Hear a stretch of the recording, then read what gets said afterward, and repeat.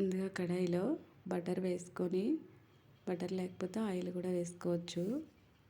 టమాటా ముక్కలు, ఉల్లిపాయలు, పచ్చిమిరపకాయలు వేసి వేయించుకోవాలి. ఈ విధంగా వేగిన తర్వాత చల్లారేదాకా పక్కన ఉంచుకోవాలి. ఈలోపు మనం మసాలా తయారు చేసుకొని ధనియాలు, జీలకర్ర, దాల్చిన చెక్క, లవంగాలు, యాలకులు వేసి వేయించుకొని పొడి చేసుకోవాలి. టమాటాలు, ఉల్లిపాయలు, పచ్చిమిరపకాయలు చల్లారిన తర్వాత అందులో అల్లం వెల్లుల్లి వేసి మిక్సీ పట్టుకోవాలి. ఆ తర్వాత పన్నీర్ని ముక్కలుగా కట్ చేసుకొని ఉంచుకోవాలి. కడాయిలో బటర్ కానీ ఆయిల్ కానీ వేసుకొని మీ దగ్గర ఉన్న బిర్యానీ మసాలా అంతా వేసుకోవాలి.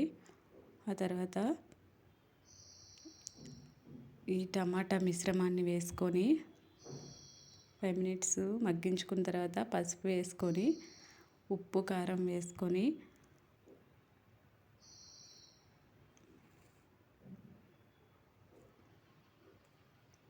మూత పెట్టుకొని 5 మినిట్స్ మగ్గించుకోవాలి.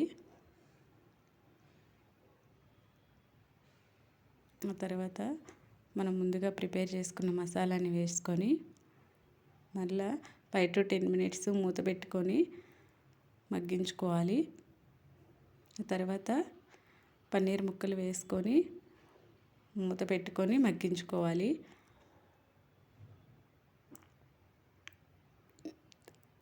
10 మినిట్స్ తర్వాత వాటర్ పోసుకొని మళ్ళీ 10 మినిట్స్ వాటర్ పోయే వరకు ఉడికించుకోవడం. అంతే, టేస్టీ పన్నీర్ కర్రీ రెడీ అవుతుంది. బటర్ ఉంటే బటర్ వేసుకోవచ్చు.